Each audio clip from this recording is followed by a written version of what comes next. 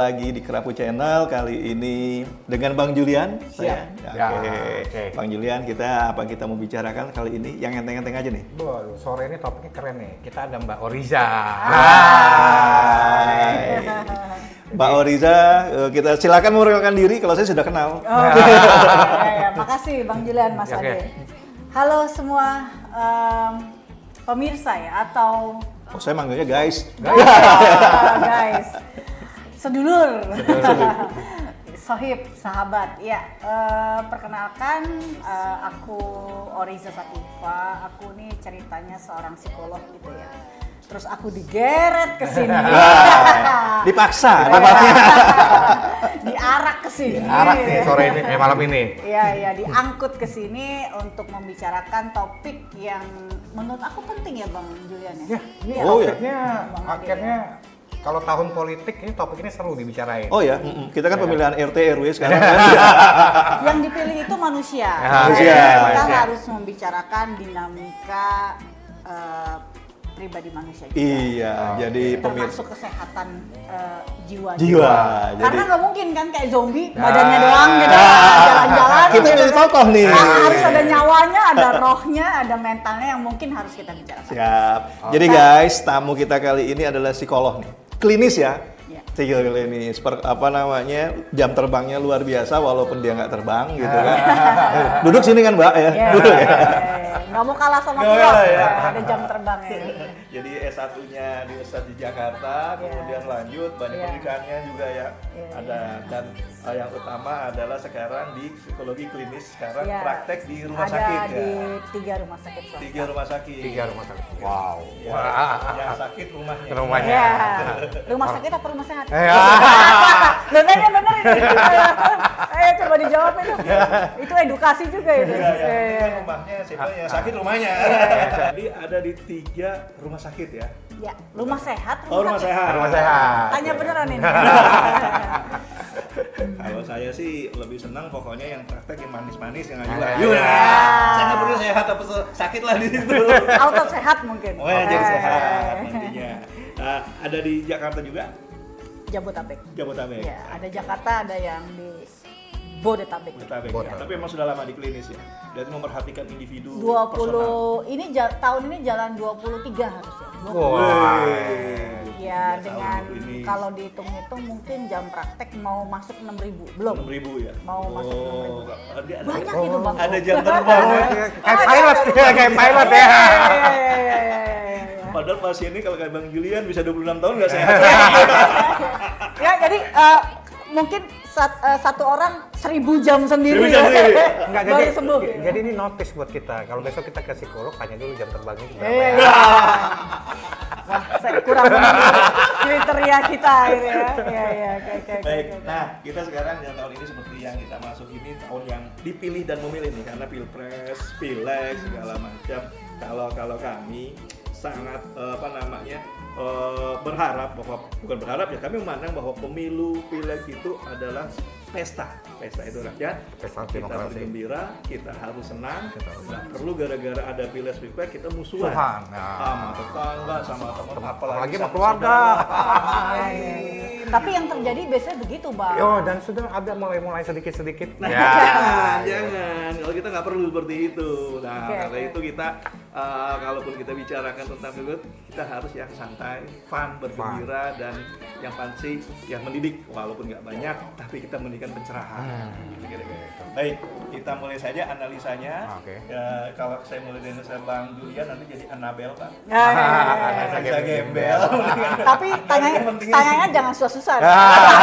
Nanti saya nggak lulus nih, gimana nih? Baik.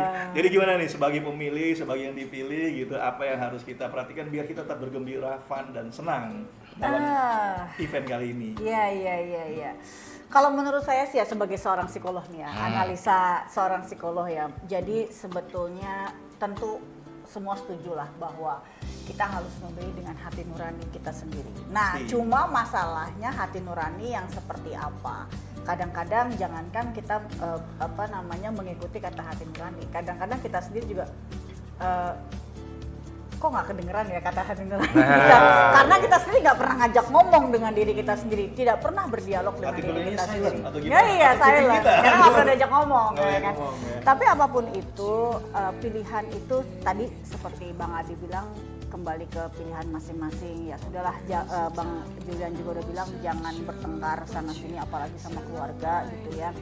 Tapi menurut saya sih tingkat apa ya tidak terlalu tajam ya dibanding 2019 2014. Betul nggak? Mudah-mudahan kita berharapnya nggak begitu ya. Kayaknya Tapi enggak ya. tanda-tanda Sekarang itu sudah kelihatan, sudah agak meredam sih memang. Ada redamnya. mungkin masyarakat sudah mulai melek politik, sudah mulai tahu waspada hoax mungkin, mudah-mudahan ya. Karena saya pikir hal-hal semacam itu yang membuat kita akhirnya salah pilih. Kita terpengaruh oleh hoax, kita terpengaruh oleh omongan-omongan orang, kita tidak menganalisa berdasarkan literasi baca kita tuh rendah sekali loh Bang. Oke, saya sepakat itu. Iya, jadi Baca males judulnya baca, doang. apalagi baca judulnya aja. Tapi kan kita denger video pendek, kita denger TikTok. Iya. Ada yang for some extent, maksudnya dalam satu ini ada yang betul, ada yang banyak yang salah. Di medsos itu bukan, Ya. bukan berita yang 100% tidak selalu benar ya. Ya, karena sebetulnya bagaimanapun kita punya pilihan, bagaimanapun kita misalnya terjun ke dunia politik sekalipun, kita tetap punya hati nurani yang sebetulnya tuh nggak bisa bohong kok. Gitu. Kita tahu sebetulnya si A itu lebih baik loh dari si B. Menurut saya ya, tapi nggak lah, saya kan di partai yang C, partai yang Z, partai yang D misalnya. Bisa jadi, tapi kan ini ada persoalan kepentingan, persoalan macam-macam lah. Kalau menurut saya seperti itu. Dan waspada hoax ini penting sekali. Kebetulan saya sertifikasi Mas, Bang, 600 jam literasi digital. Jadi program Kemenkominfo untuk membantu. Jadi kita tuh kebetulan saya salah satu dari sekian narasumber yang ditunjuk oleh Kemenkominfo.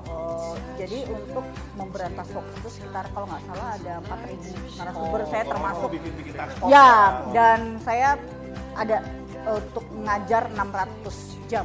Oh gitu. Nah, persoalannya bukan soal itunya, artinya gini, 600 jam pun kita itu rasanya nggak cukup. cukup. Seorang Menjelaskan satu narasumber untuk 37 provinsi, saya koreksi tolong. 38. Itu ternyata belum cukup, kita belum menjangkau pelosok-pelosok, padahal narasumber sudah banyak sekali, koreksi kalau nggak salah 4.000. 4.000 narasumber. Ya, dan itu rendahnya literasi kita. Jadi mungkin persoalannya kalau ditanya bagaimana nih, ya banyak-banyak baca yang sumber-sumber yang terpercaya. Bisa dicek di misalnya kayak Malindo ya, itu apa ada akun-akun yang memang bisa dipercaya, bisa dicek dan lain sebagainya, itu penting sekali. Atau kalau yang ngomong Bang Julian belum tentu dipercaya. Sumbernya belum.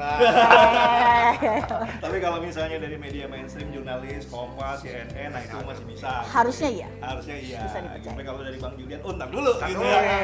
Ini perorangan nih. Ya.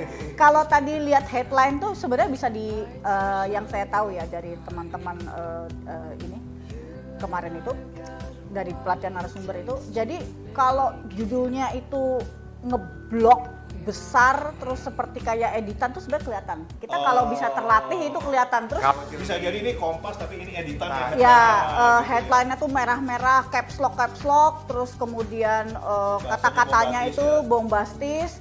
Biasanya itu patut dicurigai sebagai hoax. Apalagi tiba-tiba Pak Jokowi sebelahnya gambar Julian gitu. Amin.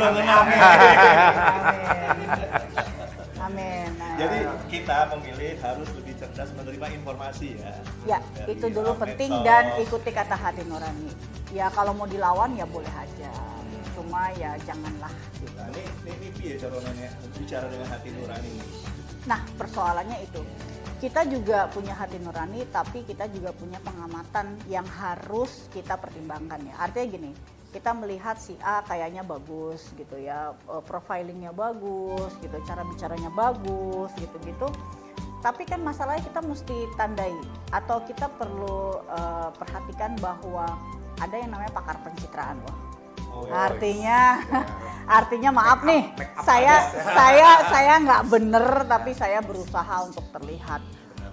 elegan, intelektual kan bisa saja. Saya tuh sebenarnya aslinya pemarah, Ya. tapi saya manis-manis. Saya harus terlihat, saya harus terlihat konsisten dalam berbicara. Saya harus terlihat meyakinkan. Saya harus banyak senyum. Secara orang-orang Indonesia kan seneng ya kalau yang bahasanya santun, senyum, nggak apa-apa deh. Kalau misalnya mungkin, nah kita juga harus melihat persoalan rekam jejak. Ya, apa yang sudah dihasilkan oleh kandidat A, kandidat B, kandidat C itu juga penting. Jadi rekam jejak ya, bukan rekam medis ya. Jangan, itu nggak boleh keluar. Ya, jangan.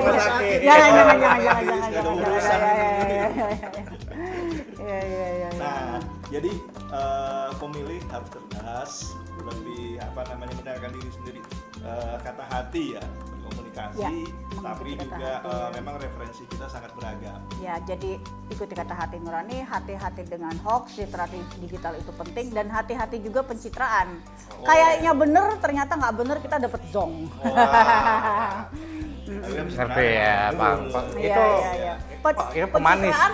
Nah, tapi kalau untuk pemanis nggak apa-apa, tapi kalau untuk benar-benar meng-grooming yang tadinya sama sekali berbeda kepribadiannya itu nggak boleh dong. Jangan ya, Jangan. Jangan tuh jangan dipilih kan maksudnya ya. Jangan dipilih. Iya, kalau dia kan boleh-boleh aja melakukan itu. Cuma masalahnya tahu nggak mana yang asli pribadinya, mana yang enggak, itu persoalannya. Nggak semua orang paham kan bagaimana memahami mental orang lain, masalahnya itu. Ya, jadi nggak gampang juga gitu ya buat masyarakat, kecuali memang bisa membaca dengan atau update lah berita-berita, mengikuti ya. Tapi kan tadi yang Mbak Uci bilang bahwa masyarakat kita ini tingkat membacanya rendah sekali. Ya, Betul kan? literasinya rendah. Entah itu buku manual atau literasi digital itu rendah sekali, jadi susah ya. Oke. Nah ini sekarang gini Mbak Uci, itu kan bagi pemilih. Sekarang bagi yang dipilih. Nah, saya boleh dong mengusulkan diri, umur saya udah 17 tahun, kan hak pilih memilih. Nah, walaupun kalau untuk Wapres lagi diproses nih, 35 tahun. 35 tahun. Dan itu belum final gitu. Cuman katakanlah kita sekarang lagi saya mau nyalon RT sama RW, boleh dong, kan semua orang mau untuk mengaktualisasi diri ya, saya kira ya, sebagai pemimpin. Meluruskan tujuannya. Tujuannya dengan Walaupun sekian. klaimnya untuk Indonesia lebih baik. Oh, semua gitu. Bangsa dan negara. Iya. Nggak mungkin dong, demi keluarga saya nggak Iya, mungkin iya, juga. iya, Gitu. iya. Saya mau jadi ketua RW juga begitu, demi rakyat, demi warga, gitu kan. Nah ini apa yang dipersiapkan oleh para kandidat ya. Nah atau apa yang pemilih mesti lihat realnya itu kira-kira seperti apa gitu. Untuk kita bisa detek toolsnya kita pakai alat ya, pendekatan lah. Bang Ade, yang terpenting kalau menurut saya adalah persoalan mental loh. Bangsa ini tuh dalam ya, nggak jadi deh. Siapa suruh ngundang psikolog? Gini. Saya bisa memahami Mbak Oci, saya khawatir Julian. Mulai gemetar kita. Artinya gini loh, kita bisa pintar, Hmm. kita bisa profesional, itu bisa dibentuk, tapi persoalan mental tuh bisa nggak dibentuk, karena kita juga harus paham kalau kita bicara mental ada yang namanya genetik, ada yang namanya gangguan kepribadian yang harus kita pikirkan juga, bawaan, ada yang namanya gangguan jiwa sama gangguan kepribadian beda. Oke. Dalam lagi nih. Dalam lagi. Kalau gangguan jiwa tuh misalnya kita tahu ada kecemasan, ada Kecemasan depresi. sih. Kalau gangguan kepribadian tuh ada orang-orang yang narsistik, ada orang-orang yang psikopat. Banyak loh di sekitar kita tuh psikopat. Cuma kita nggak tahu aja. Nggak tahu kan? Nggak tahu kan ada. Dan kalau maaf. Kalau saya lihat dari tayangan-tayangan, saya melihat ada beberapa yang tendensi psikopat. Oh iya. Ya. Pokoknya kalau ada tendensi psikopat nunjukin ke Julian. Objek menderita. Tadi begitu. Iya. Psikopat. Tentang psikopat. Itu Cuma kan psikopat. kita bicara kesehatan jiwa itu sama seperti kita bicara kesehatan fisik. Agak batuk, oh lo agak batuk. Ya, agak pilek, oh lo agak pilek. Ya Oke. enggak apa-apa itu. Gejala. Dan dinormalkan oleh kita seenggak apa-apa itu. Oh, Tapi kalau dimaklumin ya. ya, Dimaklumin. dengan derajat yang mild, yang ringan, masalah kejiwaan tuh orang nggak akan tahu masalahnya itu. Nah itu Begitu juga saya yang datang, menjadi penanda. Ini orang datang ganteng itu, maklum gitu kan, sama kan. Ini mulai. Ini masuk kategori apa nih? Ini masuk kategori apa nih? Makanya mesti harus hati-hati dalam memilih karena setiap orang tuh punya tendensi untuk menyimpang kok gitu. Cuma yang bisa ditolerir atau enggak. Tandanya adalah kalau mulai mengganggu masyarakat, mengganggu orang lain itu yang nggak boleh. Berdampak. Nah, iya berdampak. Suka-sukanya kita dengan calon pilihan kita, presiden kita harus melihat loh gitu. Apakah orang tersebut sebenarnya sehat mentalnya? Gitu. Jadi kalau misalnya saya ngajuin dari kepala desa kan dipilih juga tuh. Terus ada tanda-tanda begitu, mestinya warga memikirkan juga ya. Sebetulnya masalah kejiwaan itu bisa dilihat dari keseharian kita kok. Ada misalnya saya sebagai seorang pribadi kok tertutup, pendiam, pemalu itu masalah, ya kan? Atau ada yang extremely dia marah-marah, nggak bisa ketika dia emosi tidak bisa mengontrol mengendalikan kata-katanya, itu bisa jadi. Gitu ya. Jadi macam-macam sih orang-orang itu. Nah, tapi marah itu kan nggak apa-apa dong, lempar handphone ya handphone saya boleh juga dong. Iya. Ada yang emosi misalnya lempar barang, pukul orang, ada yang memaki-maki itu nggak boleh. Jangan. Kalau gebrak-gebrak meja juga nggak boleh berarti ya? Boleh. Nggak boleh ya? Padahal cuma minta kopi ya. Itu bentuk pelampiasan yang sebetulnya tidak normal. Gejala. Indikasi. Indikasi, sorry. Yang perlu kita pikirkan karena itu berarti bagian dari regulasi emosi yang kurang baik. Regulasi emosi. Oke. Berat bro, istilahnya. Regulasi emosi, pengaturan emosi. Disclaimer dulu. Jadi emosi dia nggak bisa diatur dengan tepat ya. Bagaimana bisa mengatur negara? Saya tanya. Enggak. Bang Julian jawab. Ya, Dilempar aja as a friend. Saya minum dulu. Kalau dia saya tidak bisa mengatur emosi saya, saya, bagaimana saya bisa mengatur negara saya? Jangan negara dulu deh, rumah tangga aja. Gitu. Wah, Kegedean negara. betul juga sih. Nah ini masalahnya kan RT, RW, rumah tangga. Oke Mbak Uci, aku mau nanya nih gini Mbak Uci. Artinya caleg ini kan setiap 5 tahun, pemilu ini setiap 5 tahun. Oh ya Mbak Oriza. Oke. Jadi gejala-gejala fenomena ini kan sudah kita lihat dari beberapa pemilu sebelumnya. Artinya ada caleg yang nggak terpilih, terus stres gitu ya, bahkan sampai ya gejalanya nggak bagus banget kita lihat di beberapa tayangan di sosmed. Tapi masih ingin mencalonkan.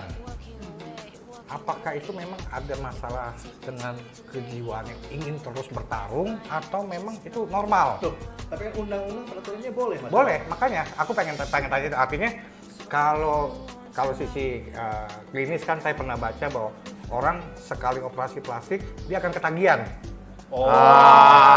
Kan gitu ya, benar nggak? Tunggu. Ya kan? Ini sebenarnya mau dia cerita nih. Begitu dia sekali nembak, jatuh cinta, nembak cewek ditolak, dia ketagihan ditolak. Bukan. Ketagihan ditolak bukan ketagihan nembak ya. Itu mau ngomong itu pas sakit ada. Ditolak terus. Jadi artinya apakah fenomena yang orang, artinya kita sudah lihat dia caleg 4 kali, 5 kali nggak dapet, tapi masih terus begitu. Apakah itu ada masuk dengan kejiwaan atau memang itu normal gitu loh?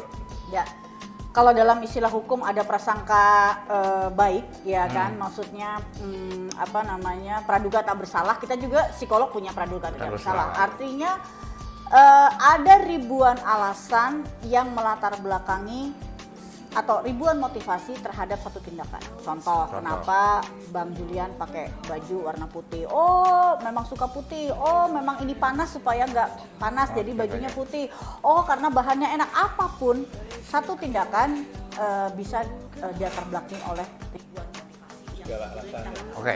Kalau bicara mengenai udah gagal, nyalonin lagi nih caleg kayak nggak Hebat banget.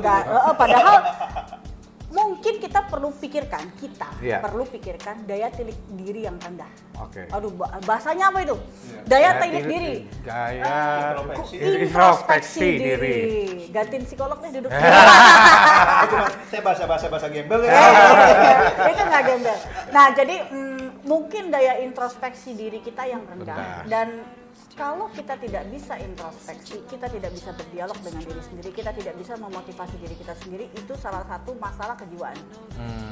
Terhadap kandidat itu ya, maksudnya kandidat. Ya kalau saya, ini kan anggap aja saya yang tidak punya daya introspeksi. Misalnya kan kita punya temen ya, zaman SMA deh, sekolah.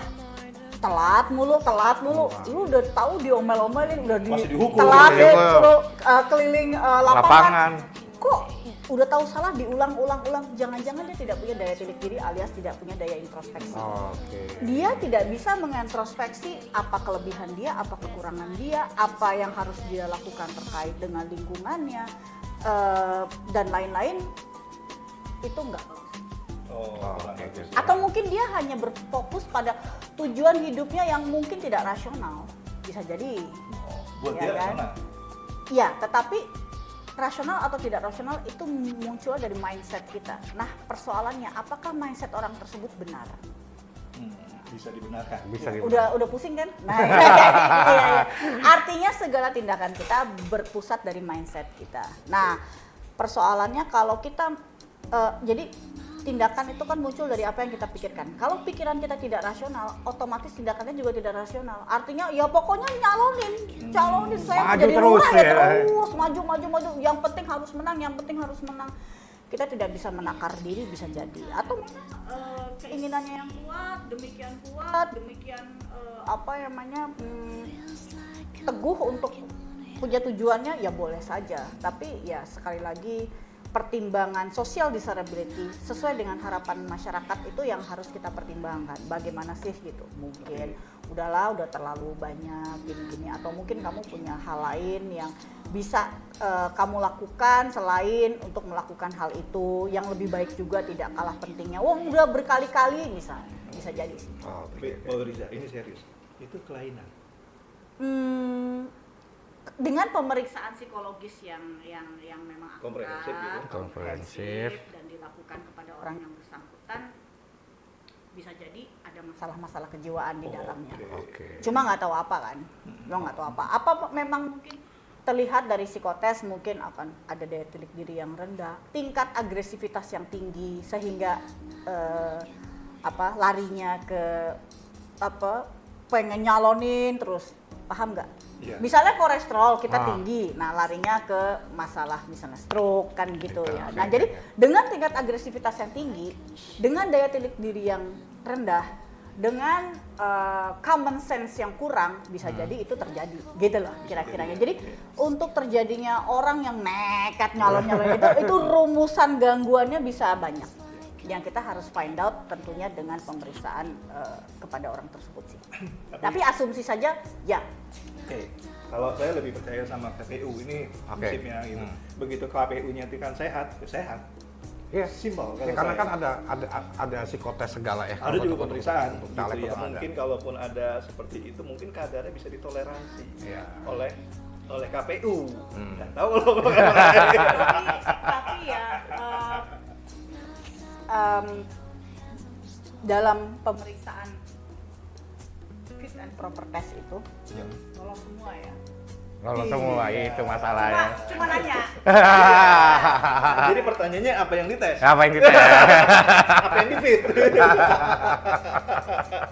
Ini buat renungan kita, Oke. kemudian ranahnya sudah beda itu. Sudah berbeda. Nah, kita ranahnya relawan. Yoi. Kalau Mbak Oriza ini ranahnya klinis. Klinis. Dan yang terpenting menurut saya yang perlu kita cermati juga dalam memilih pasangan. Memilih apa? Calon. Oh jadi pasangan. Ini repot. Dalam memilih kandidat, menurut saya penting untuk punya value. Itu bisa dilihat. Nah, ini bisa dilihat. Kita tidak bisa melihat gangguan jiwa orang. Ya, Oke. Kita bukan psikolog. Oke, sepakat. Tapi Dia bukan pasien kita. Dia bukan pasien kita. Kita bisa melihat atau gini, kita bisa memilih kandidat berdasarkan value yang dia punya. Oh, kelihatan oke. dalam memperlakukan orang lain. Bisa damai senyum terus ke Julian terus bawa Riza. Terus misalnya dia punya konsistensi Oke. dalam bertindak. Dia yang jelas harus punya integritas, itu penting sekali. Nilai-nilai itu. Nilai-nilai itu. Susah loh menjaga integritas ya kan, yang sering kali tergadaikan. Ah, Wah. Jadi nggak cuma harta benda, Benda, ya. ya. Integritas digadaikan. Dapat berapa ya? Dapat berapa? Nanti kita gali dapat berapa? Dapat gitu. Kira- Jadi, ya gampangnya value-value seperti harus cinta damai, harus unity apa tuh, cinta Persatuan, terus kayak toleransi. ya, terus apa namanya, toleransi itu penting, terus kemudian punya responsibility, Terus, punya endurance, daya tahan untuk menyelesaikan apa yang dia mulai, ada landing yang benar. Itu harus jujur, harusnya kita bisa melihat kok semuanya harusnya, cuma kan tinggal mau apa penting nggak? atau tidak, Mau mau apa nggak, atau apa tidak bagi kita kan gitu. Jadi kalau boleh saya simpulkan, sebetulnya kita mudah sih ngeliat tanda-tanda itu. Dari kalau Dari bahasa kita akhlak, kalau Akhlak, bahasa susahnya adalah value of life-nya. Oh, Oh, akhlak value value of of life. life. Itu Iya. bro, belajar bro. Catat. Ya, itu bisa kelihatan. Akhlaknya kok. terlihat ya. dari ya hari-hari ya video Iya. atau apa yang bisa kita Iya, lihat ya. iya. Dan itu bukanlah satu hasil pencitraan kira-kira gitu kan. Mudah-mudahan, Mudah-mudahan, karena kan tidak semua orang bisa melihat juga, tetapi kita bisa melihat sebetulnya kalau terus-menerus konsisten tuh terlihat kok itu sebenarnya perilaku asli atau tidak. Dalam istilah psikologi ada yang kita sebut dengan basic personality, kepribadian Oke. besar, ada yang namanya trait personality, traits yang kepribadian terbentuk ada lingkungan. Contoh, Adaptasi. Bentuk. saya nih seorang perawat Iya. misalnya, wah aslinya saya nggak sabaran, saya pemarah, saya nggak suka anak kecil, tapi karena saya kerja di rumah sakit, mau nggak mau deh, Oke. saya harus Sama. teliti, kasih obat, sabar, ada anak nangis, oh iya, sebenarnya aslinya saya nggak gitu, itu traits, nggak apa-apa sih, milih kandidat berdasarkan traits personality, kepribadian terbentuk karena memang pencitraan, memang dicitrakan, ya nggak apa-apa ya, kita mau apa, kita susah loh.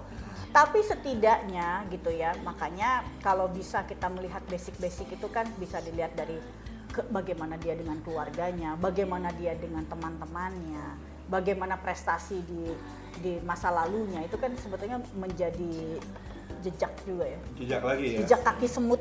Ya. Jejak bro. Jejak. Jejak langkah itu. Gitu sih. Jejak masa lalu penting untuk kita lihat juga. Siap. Oke. Track record. Siap. Kalau gitu sekarang kesimpulan. Guys. Silakan. Mbak Oriza. Pak Riza, simpulan yang Kesimpulan simpel. ya. Oke. Jangan golput, please. Pilihlah calon salah satu di antara sekian yang ada berdasarkan hati nurani Anda, dan tidak usah terpengaruh oleh orang lain yang mungkin akan mempengaruhi kita dengan demikian emosional, ya kan gitu. Dan saya yakin teman-teman hati nurani Anda tahu kok siapa yang baik dan siapa yang sebetulnya tidak baik atau kurang baik, atau yang terbaik di antara yang baik-baik. Silakan Bang Julian. Oke, Sampaikan. 2024 sebentar lagi. Tentunya kita butuh banyak membaca, melihat untuk kita dapat memilih pemimpin-pemimpin kita yang untuk kedepannya yang lebih baik. Jadi mari kita sama-sama sambut pesta demokrasi kita dengan sukacita, penuh damai, agar negara kita menjadi negara yang maju dan menjadi bangsa yang kuat di dunia ini. Amin. Amin. Terima kasih guys, itu tadi yang telah disampaikan. Mbak Riza telah banyak menyampaikan ulasan analisanya. Tapi juga Bang Julian, percayalah kita harus menjalankan Pileg dan Pilpres ini sebagai pesta yang menyenangkan, bergembira tanpa musuh-musuhan. Oke. Terima kasih. Salam, saya Ari Gondrong. Saya Julian Palar. Saya Oriza. Sampai jumpa. Ciao. Ciao.